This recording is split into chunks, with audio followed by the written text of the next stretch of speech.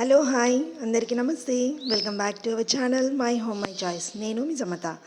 So ఈరోజైతే మా ఇంట్లో బ్రేక్ఫాస్ట్ వచ్చేసి రొట్టె అండ్ కాంబినేషన్ బెండకాయ కర్రీ అండి.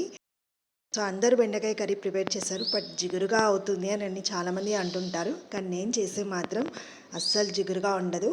సో ఆ జిగురుకు రాకుండా నేను బెండకాయ కర్రీ ఏ విధంగా చేస్తాను మీతో ఈరోజు షేర్ చేసుకోబోతున్నాను.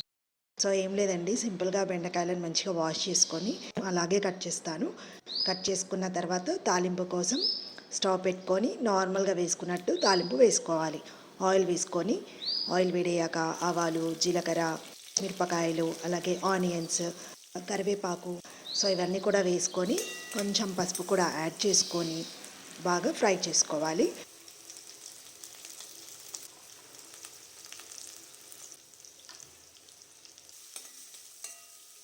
సో ఇవి కాస్త ఫ్రై అయిన తర్వాత దీంట్లోకి మనం కట్ చేసుకున్న బెండకాయ ముక్కలు వేసుకొని మంచిగా కలుపుకోవాలి. సో ఇక్కడ నేను అల్లం వెల్లుల్లి పేస్ట్ వేయట్లేదండి. అల్లం వెల్లుల్లి పేస్ట్ వేస్తే మళ్ళీ అడుగుకి అంటుకొని పోతుంది, కాబట్టి ఇవి కాస్త ఫ్రై అయిన తర్వాతనే వేస్తాను. ఓకేనా.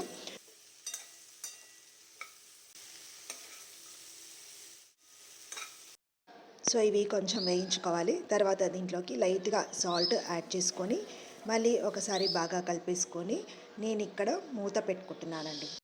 సో ఇక్కడ నేను మూత పెట్టి ఒక 2 నిమిషాలు మాత్రమే ఉడికించుకుంటున్నాను. మూత పెట్టడం వల్ల జిగురుగా అవుతుంది, కానీ మెత్తగా మంచిగా మగ్గిపోతాయి బెండకాయలు. సో చాలా ఫాస్ట్గా మెత్తబడిపోతాయి అన్నమాట. సో 2 నిమిషాల తర్వాత ఒక పెన్ చేసి చూడండి, ఇలా బెండకాయలు బాగా మగ్గిపోయాయి. ఓకేనా. ఇప్పుడు ఇక్కడ జింజర్ గార్లిక్ పేస్ట్ వేసుకొని ఒకసారి కలిపేసుకుంటున్నాను.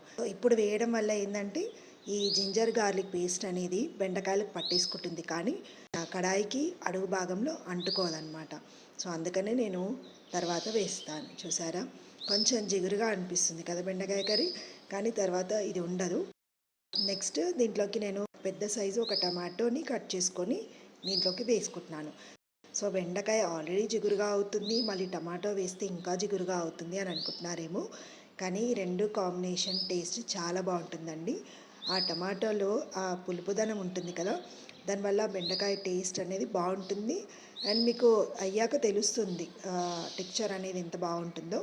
సో ఇప్పుడు కాస్త జిగురుగా ఉంది, బట్ ఓకే, ఒకసారి కలిపేసుకుందాం. సో ఇలాగే స్టవ్ అనేది లో ఫ్లేమ్లో ఉంచుకొని కలిపేసుకుంటూ ఉండాలి మధ్య మధ్యలో. తర్వాత నేను ఇక్కడ గ్రీన్ చిల్లీకి బదులుగా కారం పొడి వేసుకుంటున్నాను. సో మీరు కారం ఎంత తింటారో దానికి తగ్గట్టుగా కారం పొడి వేసుకోండి. అలాగే ధనియాల, జీలకర్ర, మెంతుల పొడి వేసుకుంటున్నాను. సో ఇది నేను రెగ్యులర్గా అన్ని రెసిపీస్లో వేస్తూ ఉంటానన్నమాట, మంచి టేస్ట్ వస్తుంది. సో అది కూడా వేసుకొని ఇప్పుడు కావాలంటే మీకు ఏమైనా సాల్ట్ తక్కువ అనిపిస్తే యాడ్ చేసుకోవచ్చు. సో సాల్ట్ కూడా యాడ్ చేసుకొని మళ్ళీ ఒకసారి కలిపేసుకొని మళ్ళీ మూత పెట్టి 1-2 నిమిషాలు ఉడికించుకుంటే సరిపోతుందండి. సో అడుగంటకుండా మధ్య మధ్యలో మీరు కలుపుతూ ఉండాలి. ఓకేనా. సో చూస్తున్నారా, ఇందాక మీకు జిగురుగా అనిపించింది, బట్ ఇప్పుడు ఆ జిగురు అంతా మాయమైపోయింది. సో వెళ్ళిపోయిందనమాట. చాలా మాటికి అయితే బెండకాయ ఫ్రై చేసుకుంటారు, టమాటో వేసి అయితే చాలా మాటికి చేయరని నేను అనుకుంటున్నాను. కానీ టమాటో వేస్తే మాత్రం బాగుంటుందండి, జిగురుగా ఏం అవ్వదు, టేస్ట్ చాలా బాగుంటుంది. చూస్తున్నారు కదా, అయిపోయింది బెండకాయ కర్రీ.